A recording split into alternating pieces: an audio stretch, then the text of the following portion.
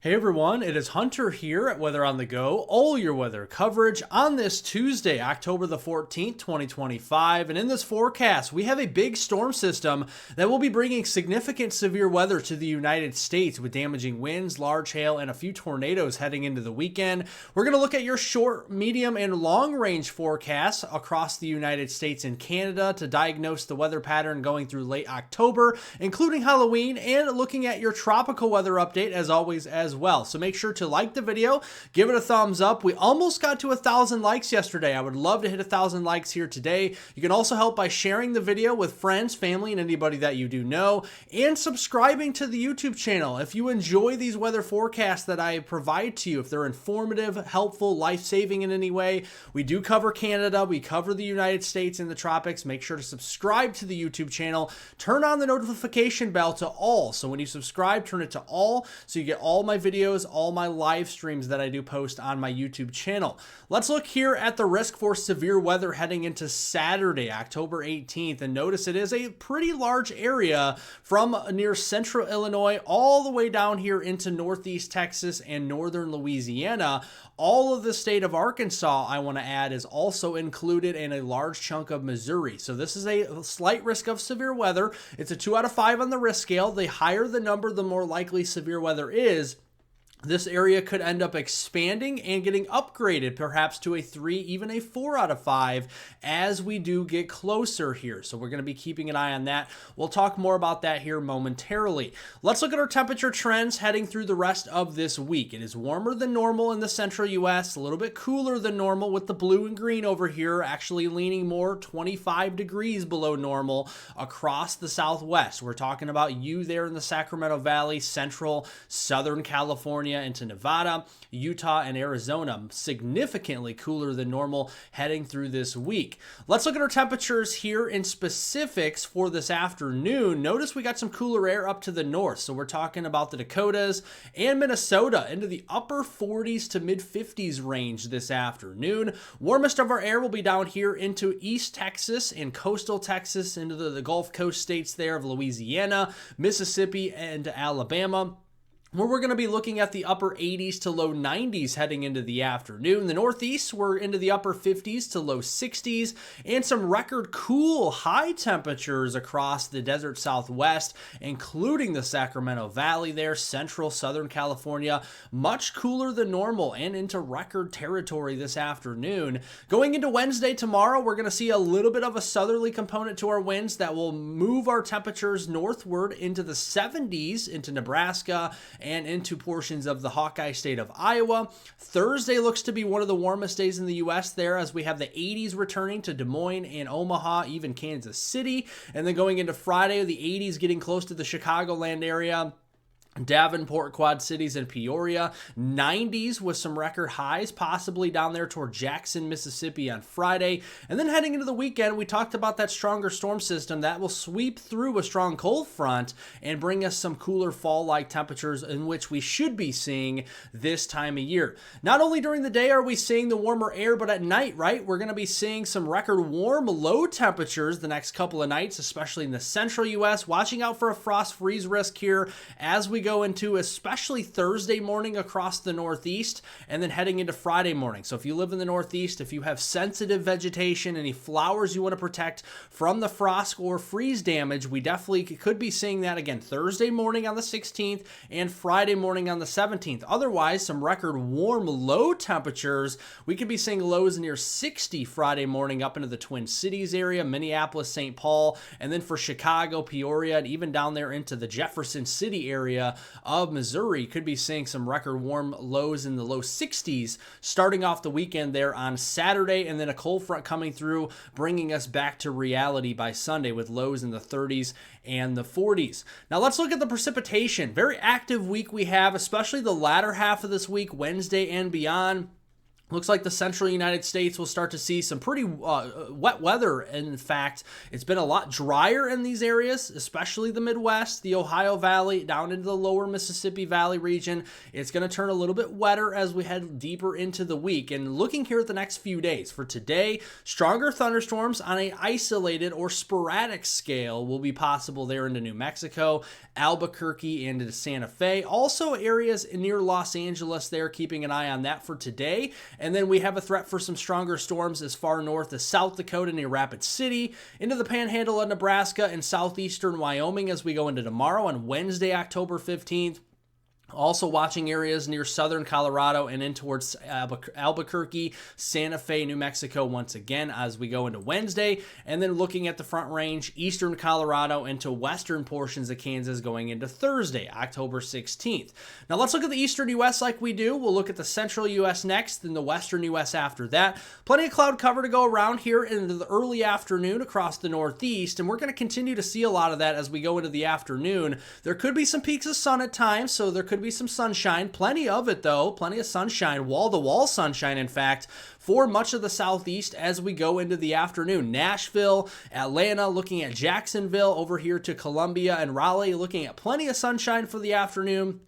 In the evening hours, heading through the day on Wednesday, looks like we're going to see some cloud cover creeping in from the north, especially for areas into Kentucky, the Ohio Valley, Indiana, Ohio, and West Virginia. Looks like a mix of sun and clouds, more clouds than sunshine at times in the morning on Wednesday, giving way to sunshine in the afternoon across the northeast. So a lot of the eastern U.S. will be sunny heading through the day on Wednesday.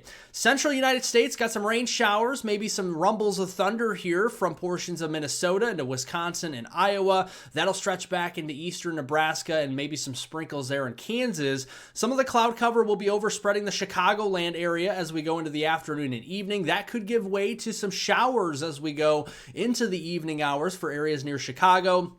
Madison over there toward Milwaukee and Green Bay, stretching to La Crosse and into Waterloo, Iowa. We'll be keeping an eye on some showers. Nothing too terribly heavy, but enough to dampen the ground out there. Maybe some rumbles of thunder. Heading through Wednesday morning, plenty of cloud cover to start the day. We'll peel away the cloud cover at times. We'll call it a partly cloudy sky across most of the Midwest, although we're watching another large-scale storm system that could be bringing us some stronger storms across the western plains and some heavier rains up in the Dakotas and western Minnesota for your Wednesday night time frame. Into the western U.S. we go. Another strong low pressure system here into the California region, especially the Sacramento Valley and the Sierras, seeing some very heavy snowfall in the blue as well. We're going to watch that moisture trajectory as it pushes more inland, and that could bring some higher elevation snows into Nevada, into Idaho, into Montana and Wyoming there, perhaps even into Utah as we go through the day on Wednesday as the spokes of energy continue to move inland across the Rockies. That will give way to sunshine. I think Phoenix will see plenty of sunshine as we go into Wednesday afternoon, as plenty of that moisture moves a little bit further inland and further to the north.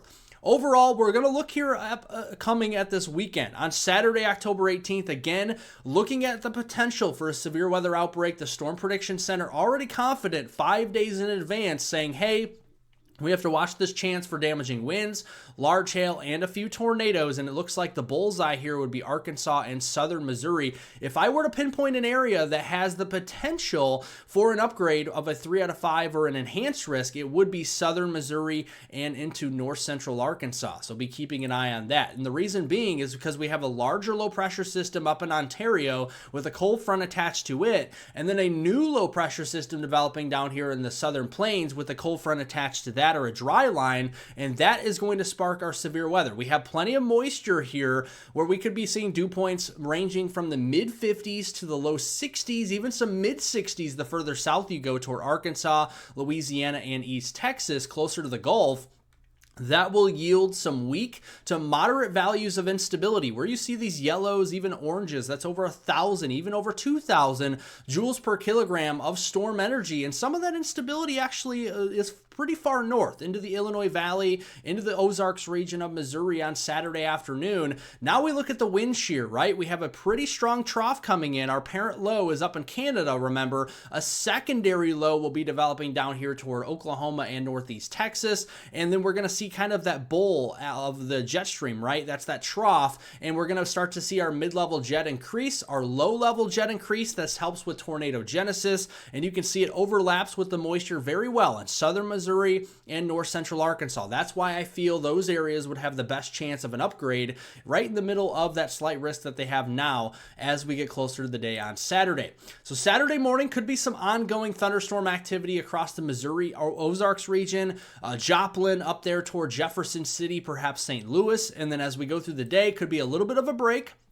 And then we're going to see some intense, robust thunderstorms develop late afternoon Saturday and into early Saturday evening. The low-level jet starts to increase right near and just after sunset. So that's when we're going to be watching for the potential of tornadoes. And then I think we're going to see lines of storms then marching its way further to the south and east into Louisiana, into Mississippi, into western and middle Tennessee, even perhaps into western Kentucky, with more of a damaging wind hail threat as we go through the night on Saturday after midnight, going into Sunday morning, and the tornado threat should be lessening the further east that these storms go. So we'll be keeping an eye on that. Overall, looks like a pretty rainy week sporadically across the United States. No drought-busting rains or anything like that, but a nice drink of water from Mother Nature across the United States through the week ahead. Snowfall prospects will be out west where the cooler air aloft is, across the Rockies and the Sierras. If we zoom out the picture across North America, Alaska, Western Canada, British Columbia, Yukon, the Northwest Territories, parts of Alberta, seeing some pretty decent snows, and feet as well, I want to add.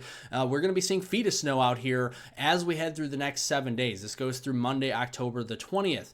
Now let's look here up aloft, right, at the northern hemisphere, because some interesting things are happening as we get towards middle and especially late portion of this month of October, as our jet streak is going to be rounding the polar vortex. This time of year, the polar vortex is more stable up near the Arctic, and around it, there's a pretty robust jet stream, and it's your polar jet and also your Pacific jet stream coming together down here as well. And this could actually strengthen across or just off the coast of the West Coast going into late October. And what that may do is bring a series of more robust, large-scale storm systems, or what we call low-pressure systems, to the United States. And this could bring a volatile weather pattern in late October, including for Halloween, and maybe even getting into early November as well. And these are notorious for bringing some very warm weather, and then a cold front comes through and bringing very cold weather behind them. So that is something we're going to be keeping an eye on,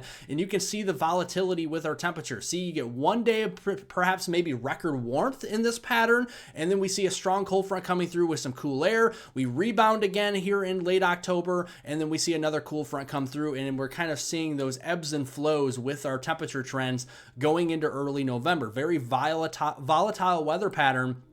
And we look at the precipitation with this, it looks to remain wetter across the central and eastern U.S. The agreement continues today, over the past couple of videos as well, that we're going to see an active weather pattern returning to the central and eastern U.S. in late October, getting into portions of early November. So that will be something to watch even for severe weather trends, maybe even our first snow. You never know. This time of year, a volatile weather pattern with a lot of big storm systems, our first snowflakes, maybe not measurable snow, but maybe just snowflakes in general, could come to the Midwest or the Great Lakes region. That is a very that is a possibility at this point as we go into late October.